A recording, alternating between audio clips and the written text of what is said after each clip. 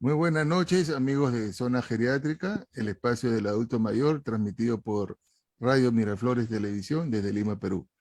El día de hoy tenemos un programa muy importante. Nos visita virtualmente la doctora Úrsula Yelesic.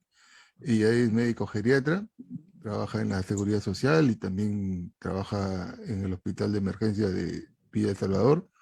La doctora Yelesic eh, ha hecho diferentes cursos y rotaciones tanto en Lima como en el extranjero, en España, sobre cuidados paliativos. Y el día de hoy vamos a tocar un tema bien bonito, bien interesante y muy importante.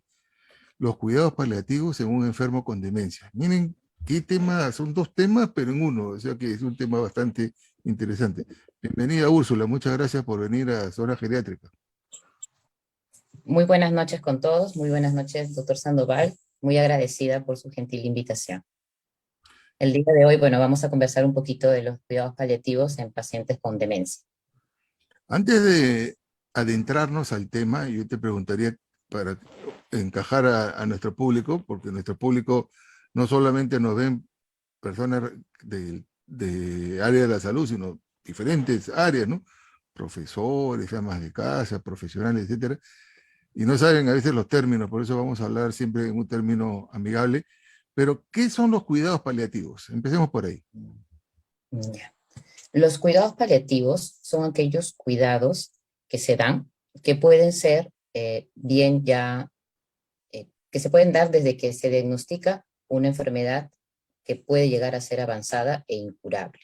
¿No? Son aquellos cuidados que se van a dar con el paciente para tratar de controlar sus síntomas, para mejorar su calidad de vida, tanto del paciente como de su familia. Miren qué importante, ¿eh? La doctora ha hablado no solamente del paciente, sino también de la familia, porque la familia es un soporte con el enfermo y muchas veces el enfermo se enferma y también se enferma la familia. Entonces es importantísimo tratar con la familia. Ahora, muchas veces asociamos a los cuidados paliativos con las enfermedades de cáncer. Los cuidados, hay enfermedades que no son cánceres, que se pueden tratar, que ameritan cuidados paliativos. Claro, doctor. Y solamente para recalcar un poquito, estoy un poquito nerviosa, que los cuidados paliativos, si bien abarcan de manera integral al paciente, la familia y también al personal de salud, ¿no? Al equipo que está cuidando al paciente. Abarca esas tres esferas. Con respecto a los cuidados paliativos, si bien, como usted dice, está muy relacionado a aquellas enfermedades oncológicas. Uno piensa cuidados paliativos o escucha morfina y dice, no, eso solo es para pacientes oncológicos. Y no, hay muchas enfermedades crónicas que en algún momento van a llegar a ser avanzadas, como las enfermedades hepáticas, tenemos pacientes con cirrosis, enfermedades pulmonares, como las fibrosis pulmonares, eh, las enfermedades intersticiales, que también en algún momento van a llegar a ser muy avanzadas, que no van a tener opción a un tratamiento curativo. Y dentro de las enfermedades neurodegenerativas o las enfermedades cognitivas, neurológicas, tenemos ahí a las demencias. Todas estas enfermedades que cuando siguen progresando en el tiempo, van a llegar a un momento en que ya por más tratamiento que uno ha intentado, ya no hay un control de síntomas en nuestro paciente. Es ahí donde nosotros también tenemos para optar por los cuidados paliativos. Los cuidados paliativos nos van a brindar un mayor confort en nuestro paciente, nos van a ayudar a tranquilizarlo, a tener una mejor calidad de vida por el tiempo que le queda a nuestro familiar, a nuestro paciente. Sabemos que estas enfermedades van a tener una expectativa de vida limitada. Ahora, tú has hablado de la capacidad de vida limitada y los cuidados de calidad de vida en los últimos años de su vida. A nosotros no nos forman para preparar a un paciente que se nos va a morir. Nos forman a curar enfermos, curar enfermos. Yo sé, pues, que tú eres una doctora joven, una profesional joven, y me imagino que tú sí habrás llevado esos cursos o tampoco llevaste en tu formación como médico, antes de ser especialista, para prepararnos a que se mueran nuestros pacientes, porque a veces creemos que es un fracaso, ¿no? Decimos, se nos murió un paciente y nos sentimos mal.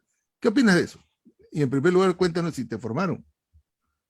Bueno, al momento cuando hice la el pregrado en San Marcos todavía no contábamos con los estudios de geriatría. Al momento ya lo cuentan hace unos cuantos años. Dentro de geriatría, ahí recién se nos enseña o se les enseña a los nuevos médicos sobre la formación en paliativos, ¿no? En medicina paliativa. Al momento todavía estamos todavía como que en pañales, pero poco a poco vamos aprendiendo. Y en realidad creo yo que después, en posgrado, los que estudiamos geriatría, lo que somos los geriatras, recién estamos innovando en esta subespecialidad, ¿no? Y poco a poco en nuestros avances, en las guardias, vamos enseñando a otras especialidades que el dar más no significa a que sea algo mejor para el paciente. A veces el dejar de hacer algún procedimiento nos ayuda a tener mejor calidad. El dejar de hacer en muchas oportunidades mejora esa calidad de vida y nuestro paciente vive más y sufre menos. Qué importante, ¿no? Lo que dice la doctora. El paciente vive más y sufre menos, pero y a veces no hacer o dejar de hacer es mejor que hacer algo por gusto. Operarlo por gusto, o darle un tratamiento por gusto, o transfundirlo por gusto. Cuando no amerita, porque si amerita, sí. Cuando vamos a ofrecerle una opción, una alternativa. Aparte de esto, la doctora nos ha mencionado que existen enfermedades no oncológicas, es decir, enfermedades no cancerosas, que entran al grupo de enfermedades de cuidados paliativos, y mencionó las neurodegenerativas como el Alzheimer. Ahora, aterricemos a nuestro tema, cuidados paliativos en un enfermo con Alzheimer. En líneas generales, ¿qué es el Alzheimer y cómo termina su vida un enfermo con Alzheimer? ¿No? El paciente con una demencia tipo Alzheimer es aquel paciente que con el tiempo va teniendo mayor deterioro cognitivo. Es aquel paciente que va teniendo problemas de la memoria, ¿no? Hasta que llega en un momento que estos problemas van a interceder con sus actividades de vida diaria. No van a dejar que el paciente pueda hacer sus cosas por sí mismo. ¿No? Eso más que todo el paciente con demencia, ¿no? El paciente con demencia, como ya lo sabemos, bueno, como lo comentamos en todo caso, la demencia es una enfermedad que va a ser progresiva. Ya sabemos que no tiene cura, no tiene cura. Este paciente va a progresar en el tiempo en la demencia. Y si bien hay algunos medicamentos que nos pueden ayudar a enlentecer un poco por algún tiempo nada más, pero al final nuestros pacientes van a seguir el mismo camino. ¿Cuál es el problema de nuestros pacientes con demencia? Que son pacientes que usualmente van a vivir mucho tiempo. Su progresión, su deterioro es lentito, lentito, lentito. En este deterioro lento, el paciente va a sufrir, por ejemplo, infecciones respiratorias o infecciones urinarias que lo van a agravar un poquito más. Si su función usualmente está aquí, es una función normal por aquí, una función paciente con demencia es más baja, ¿no? Él ya no llega a hacer ciertas cosas o bastantes cosas. Ya no puede a veces valerse por sí mismo, no puede comer por sí mismo, tiene que ya tendencia a tener incontinencia, tiene que usar pañal, no se puede movilizar, con las justas puede estar quizás en una silla, necesita mucha ayuda del familiar, del cuidador. Entonces, este paciente que ya está bastante deteriorado en sus funciones, con el tiempo va a tener infecciones. Estas infecciones van a hacer que su función vaya disminuyendo un poquito. Disminuyendo un poquito, se recupera un poquito más, pero nunca llega a estar como estaba antes. Es ahí donde los familiares se van a dar cuenta que el paciente poquito a poquito se va como que apagando, ¿no? Hasta que llegue un momento, que llegue una infección, que es lo más probable, que desencadene pues que este paciente llegue a fallecer, a descansar. ¿Cuál es la idea? Que en todo este trayecto, que en algunos pacientes puede llegar a durar, ¿no? Aproximadamente hasta unos 10 años, la idea es aportar mayor calidad de vida, que el paciente se encuentre de la mejor manera. Es ahí donde nosotros, los médicos en general, no solo los paliativistas, los médicos en general, tenemos que brindar actividades para que este paciente esté de la mejor manera. Como por ejemplo que en estos pacientes tenemos que brindar, primero, por ejemplo, con la comida, ¿no? Vamos a ver que con el tiempo muchos de nuestros pacientes se empiezan a atorar, ¿no? Empiezan a tener esas tosecitas. Los familiares se les pregunta, ¿no? Yo les pregunto muy frecuentemente, señora, ¿usted se ha dado cuenta si después de comer como que el paciente está como que, ¿no? Como una especie de tosecita? Me dicen, sí, doctora, justo después que toma líquidos, cuando le doy su agüita, se empieza como que a atorar. Es ahí donde yo le digo, bueno, tenemos que ver que ya el señor o la señora está empezando a tener problemas para poder tragar. Ya no puede deglutir bien. Es ahí donde tenemos que ayudarlo con ciertos alimentos. Ahí favorecemos las dietas que sean papilladas, dietas licuadas, líquidos espesos, para evitar que no se atore. Cuando este problema de disfagia, de deglución, que el paciente no puede tragar bien, ya se agrava un poquito más, con la demencia más avanzada, es ahí donde el familiar se desespera. Me dice, doctora, mi paciente casi no está comiendo, está bajando de peso. ¿Qué hago con mi paciente? ¿Le coloco una sonda, doctora? Es ahí donde entran ya los cuidados paliativos. O sea, Nosotros se a dice, ver, vamos a hacer un paréntesis porque has tocado un tema que de repente va a sacar chispas, pero ¿en qué momento en general podemos decir este paciente con demencia o con enfermedad de Alzheimer entra a cuidados paliativos? Porque podemos tener a un paciente, un adulto mayor, caminando por la casa totalmente ido, distraído, que se puede incluso salir a la calle y perder, que tiene demencia, pero todavía no es tributario de cuidados paliativos. Todavía, es, ¿en es, qué momento decimos este paciente ya debe de recibir o por lo menos orientación paliativa? A ver, tú que tienes experiencia en este campo, oriéntanos, por favor. en realidad nosotros deberíamos conversar o todos los pacientes deberían tener una orientación paliativa desde que se le diagnostica una enfermedad que sabemos que va a ser incurable. Por ejemplo, el paciente con demencia. Nosotros hacemos todos los estudios, es una demencia recién leve, es allí donde ya el médico debería conversar con este paciente y con su familia. ¿Cuál es la idea? De que en algún momento pueda establecer sus voluntades anticipadas. Anticiparnos. Sabemos que ese paciente, al fin, sí, de unos años, ya no se va a reconocer a sí mismo, no se va a poder valer, quizás su mente ya va a estar en otro lado. Entonces, este paciente, cuando todavía tiene conocimiento y voluntad sobre sí, él debe decidir qué pasaría si de aquí en unos 10 años se pone usted mal, ¿no? Usted, ¿quién quisiera que lo cuide? ¿Quién quisiera que tome las decisiones por usted? ¿No? Si le pasara esto, ¿usted quisiera internarse? ¿Quisiera recibir tratamiento? ¿Quisiera estar en casa? Si usted fuera, pues, a morir, ¿dónde quisiera morir? ¿En su casa o en el hospital? Entonces, la idea es que el tratamiento paliativo inicie cuando se diagnostica la enfermedad que sabemos que va a ser incurable.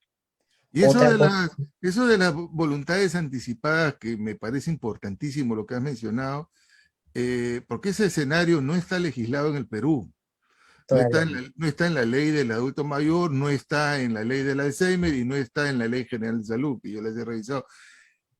¿Cómo hacemos? ¿Es un documento escrito? ¿Se filma? ¿Se graba? ¿Cómo se maneja? Por ejemplo, yo sé que tú has estado en España y ahí ya hay una experiencia de voluntades anticipadas. ¿Qué hacer? En España ya cuentan con un documento por escrito, ¿no? Que se deja en la historia clínica donde el paciente pues coloca sus voluntades, ¿no? Sin mayor problema, que está con bastante auge, ¿no? Lamentablemente todavía en Perú estamos todavía en el camino, en el camino. Lo que se hace es un poco difícil, por ejemplo, yo que veo ya pacientes un poquito más avanzados, no logro verlos al inicio, ¿no? Como para poder explicar y ver.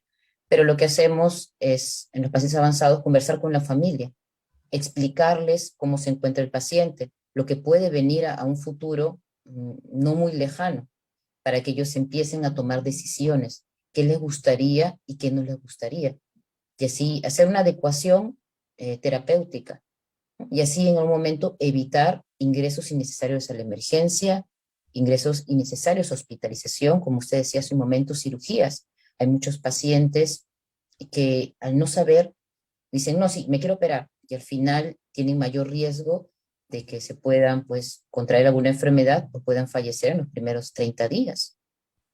Pero no hay la posibilidad de que si yo, por ejemplo, a mí me diagnostican demencia y todavía estoy en la fase inicial, yo ir a un notario y decir, quiero que cuando ya esté, que ya no pueda decidir por mí mismo, que no me hospitalicen, que me entierren en el Callao, que es mi tierra, que, o sea, decir todo, que me cremen, que no me metan a cuidados intensivos, que sí me metan a cuidados intensivos. ¿Se puede hacer ese escenario y hacer con testigos y ahí tenerlo? Porque no hay el formato, pero ya Sí. que no hay, ¿cuál sería la salida? Esa es una muy buena opción, doctor, en realidad, ¿no? Es como dejar un testamento vital, el poder hacer eso, ¿no? Muy bien, y ahora vayamos a este tema medio crucial, que es el tema de la sonda. Tenemos un paciente adulto mayor con demencia avanzada y que no puede deglutir y que se enferma de neumonía cada Cada 2 o 3 semanas, a cada rato, porque se atora y técnicamente la palabra es se aspira, ¿no? Entra comida en la vía respiratoria y se infecta. Entonces, ¿qué hacer con este enfermo? Ya. Lo que usualmente yo hago con la familia, ¿no? Es explicarles, ¿no? En realidad les explico. La deglución es una de las primeras cosas que tenemos cuando somos chiquitos, ¿no? Cuando tenemos 6 meses aprendemos a tragar. Y es lo último que le queda a nuestro paciente en realidad. Cuando el paciente ya pierde su deglución, el poder tragar sus alimentos, es un paciente que usualmente ya es incontinente, es un paciente que ya está postrado en cama, que ya no puede hacer nada por sí mismo. En realidad, técnicamente nuestro paciente simplemente respira y su corazón late. Lo único que ese paciente puede hacer, ¿no? Por sí mismo, en realidad es saborear sus alimentos. Si nosotros le quitamos el poder de que él pueda saborear, deleitarse con sus alimentos, ese paciente realmente no tiene mayor calidad de vida. Estamos, colocarle una sonda sería prolongarle la vida en ese estado. Lo que también hago es, para que el familia entienda, porque está con mucha ansiedad, porque lo ven bajar de peso, y estos pacientes bajan mucho de peso, es decirles, usted señora, señor, si estuviera en el caso de su papá, de su mamá, ¿le gustaría vivir en ese estado? En ese estado le vamos a prolongar con un dispositivo creado por el hombre. La sonda la creó el hombre, no la creó Dios. Si estuviéramos hace 300 años que no hubiera una sonda, ese paciente ya fallecería, producto de una enfermedad, que es lo normal, ¿no? Nosotros nos va a pasar algo para que en algún momento pues descansemos.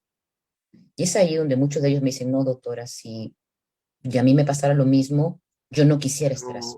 Pero ¿qué hacemos entonces? ¿Lo Porque hidratamos, le ponemos un suero, no hacemos no, la idea no es colocar en ningún momento vías endovenosas, porque eso también causa malestar al paciente, causa disconfort. Lo que tenemos que hacer es priorizar que sus dietas sea lo más papillada posible, a gusto del paciente, lo que le guste a él comer, ¿no? En pocas cantidades y esperar en el tiempo, ¿no? Para eso también es algo importante, este es que se me olvide, que tenemos que ver que le tenemos que dar al paciente lo que a él le gusta. Es decir, usted, señora, señor, de lo que nos estén mirando, si tuvieran 2 meses de vida o un mes de vida, ¿no? O 6 meses, ¿ok? ¿Qué te gustaría comer? ¿Te gustaría comer? Es decir, muchos dicen, no, no, yo quiero darle el ensure a mi papá porque está bajo de peso, le voy a dar su ensure, un montón de volumen, y después el paciente está, coloquialmente, hasta el cogote, ¿no? Ya no puede ni pasar más, ni puede comer su gelatina que le gusta. Entonces hay que pensar que eso, calidad de vida, es comer con lo que a uno le gusta. Yo les digo, miren esa cara de su paciente cuando come algo rico, ¿no? Es como que una sonrisa en los labios, una cara pequeñita de felicidad que puede tener nuestro paciente. Entonces, es darle lo que le gusta, lo que quiera, como quiera y cuando quiera.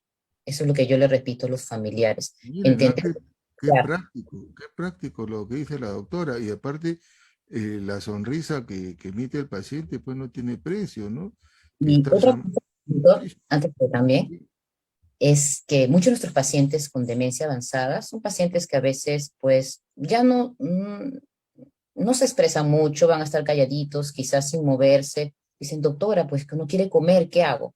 Digo, pues, le puede empezar a dar algo rico que le gusta. Un tip que me enseñó algún geriatra es tener un chocolate triángulo, ¿no? O cualquier chocolate, y le puedes dar un poquito en los labios, cosa que le das un poquito de chocolate y quizás le gusta, come y abre la boca a comer, ¿no? Y ahí puedes aprovechar en darle un poquito de lo que le gusta, de su comida, ¿no? Para poder ayudarlo. Yo Entender, receto, yo receto crema volteada. ah, caray, La crema volteada tiene huevo, leche, mantequilla y azúcar. Todo, todo. Y lógicamente, como tú dices, en pequeñas cantidades, en unas porciones chiquitas, ¿no? Porque tampoco le vamos a dar el molde, pero algo alimenta, ¿no? Y lo disfruta. me voy a copiar, doctor. A ver, lo voy a intentar. Ahora, vayamos a...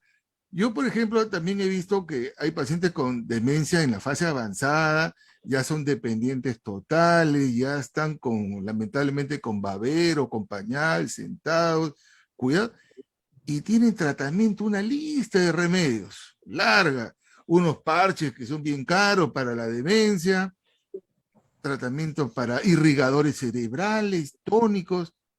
¿Qué opina de la lista larga de remedios? ¿Vale la pena darles tantas cosas a un paciente con demencia en fase avanzada? En realidad, lo que se tiene que hacer es adecuación del esfuerzo terapéutico. En español, tenemos que ver qué medicamentos realmente necesita nuestro paciente. Se ha visto que quizás ya en demencias avanzadas, quizás los medicamentos, los parches, los irrigadores cerebrales, ya no tienen mayor función. Entonces, quizás ya no sean necesarios. Entonces, eso hay que suspenderlo. Igual que los tratamientos a veces para la diabetes o los tratamientos para el colesterol. A veces en geriatría nosotros damos minidosis, una dosis muy pequeñita si fuera necesario, y la gran mayoría de veces suspendemos muchos medicamentos que ya no son necesarios, ni se ha comprobado que van a prolongar con calidad de vida, no van a prolongar la vida de nuestros pacientes con calidad, ¿no? Entonces, la idea realmente de un paciente con demencia es que lo evalúe un especialista que conozca del tema. Y por otro lado, también, antes que se acabe el tiempo, que no sé cuánto queda, es que no olvidarnos que nuestro paciente con demencia es una persona ante todo. Entonces hay que tenerlo como a él le hubiera gustado tener. El bien que esté en cama, el bien que esté con pañales, no significa que lo tengamos con mala manera, que no lo tengamos ordenado o no lo tengamos, pues, por ejemplo, yo tengo pacientitas con demencia avanzada, bien avanzada, que están bien pericas, con sus uñitas pintadas por sus nietas. Bien. Eh, no hay que olvidarnos que son personas, ¿no? Y hay que tenerlos así bien. Y otra cosa que tener muy en cuenta, que si bien eh, está mucho tiempo ya en cama, es muy importante el tener un buen cuidador, el tener el soporte de este cuidador. Ya hemos hablado que que la demencia es una enfermedad progresiva, que nos puede durar aprox 10 años, más o menos. Entonces, el cuidador se tiene que aprender a organizar, la familia se tiene que organizar para que la carga sea un poco menos pesada, sea alivianada y al final este cuidador no termine estresándose. Quien se estresa puede llegar en un momento pues a maltratar, ¿no? Y también cuidarnos mucho de que no se formen lo que son las lesiones por presión, coloquialmente conocidas como escaras, ¿no? Hay que aprender la movilización, a aumentar la piel de nuestro paciente, a tener acercamiento. Nosotros recomendamos mucho, por ejemplo, a las familiares que después del baño le coloquen la crema a su paciente, ¿no? Se sienten ahí con él, que también le puedan colocar la música que le gusta, la musicoterapia para tranquilizarlos. Hay que tomar en cuenta que dentro de la parte de cuidados paliativos es el brindar el confort. Dentro del confort no nos olvidemos que es muy importante el manejo del dolor. Tenemos un paciente que ya no va a tener habilidades para comunicarse. Entonces tenemos que ver otras formas de cómo el paciente puede presentar dolor, como quejidos, como agitación psicomotriz. Nosotros vamos a ver la carita que está, no como la mía, un poquito así como que más renegoncita. Entonces tenemos que pensar, ¿este paciente puede tener dolor? Usted que nos está viendo ahorita, los que nos están viendo, ¿cómo se siente después de estar yo les digo, ¿no? ¿Cómo se sienten de estar después de estar 2 días en cama? Yo el primer día en cama estoy feliz, ¿no? Pero ya el segundo día uno ya siente que le molestan los músculos, los huesos, se siente un poco incómodo. ¿Cómo se sentirá nuestro paciente que está días, meses, años en cama?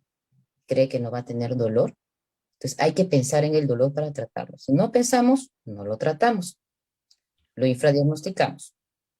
Ahora te voy a hacer una pregunta bien radical, eh, que la ¿Sí? he leído y que en Estados Unidos sí lo aplican, pero acá en el Perú no lo aplicamos todavía, pero quisiera tu opinión, porque hemos visto que hay que retirar medicamentos que no son necesarios y no son urgentes. Pero pongamos el caso de que tenemos un paciente con demencia avanzada, muy avanzada, dependiente total, y le da una neumonía que sabemos que si si lo tratamos se salva de la neumonía, no de la demencia, y si no lo tratamos se muere. En Estados Unidos, lo he leído no, más de una oportunidad, hay casos de que ya no tratan la neumonía, que el paciente incluso lo dejó escrito. ¿Se puede hacer eso? ¿Qué opinas? De dejarlo y decir que ya no tocamos, pero sabemos que se va a morir de la neumonía. ¿Qué opinas? Tenemos que entender, doctor, que todos vamos a morir en algún momento y que morir no es malo. No es malo cuando ya hemos completado todas nuestras etapas de vida. Y aquellos pacientes con demencia avanzada que ya están 5, 2, 3, 4, 10 años postrados en cama sin comunicarse, tienen derecho a poder morir. El dar un tratamiento antibiótico cuando el paciente ya está en esta enfermedad tan avanzada significa que el hombre le está prolongando la vida, cuando quizás esta infección es la que debe ser la causante de que el paciente ya fallezca, O ¿no? sea, se podría dejar de no dar Para, antibióticos y estar, pues, para esto se tiene que hacer todo calmado. una atención integral. No es que a este paciente está con neumonía, tiene demencia y ya no le doy. No, se tiene que evaluar al paciente, evaluar sus posibilidades. ¿Cuántas veces ya ha recibido antibiótico? ¿No? ¿Cuántas veces ha ingresado al hospital? ¿No? Ir conversando con la familia. Hay que entender, se puede dar quizás un antibiótico, quizás no de amplio espectro, ¿no? Un espectro más reservado y a ver cómo responde ese cuerpo. Esos cuerpos ya son muy frágiles. Es decir, tratar a un paciente con demencia que ya está postradito, llevarlo al hospital para, con el albur de no saber o saber que con ese tratamiento puede quizás hasta morir en el hospital, lejos de su familia. Lo que nosotros queremos es que ese paciente pues fallezca en casa, con los suyos, en su lugar, ¿no? Con calidad, con amor, una muerte digna, no que fallezca quizás intubado, con sonda para comer, una sonda para orinar, con doble catéter, hasta quizás en ventilación mecánica.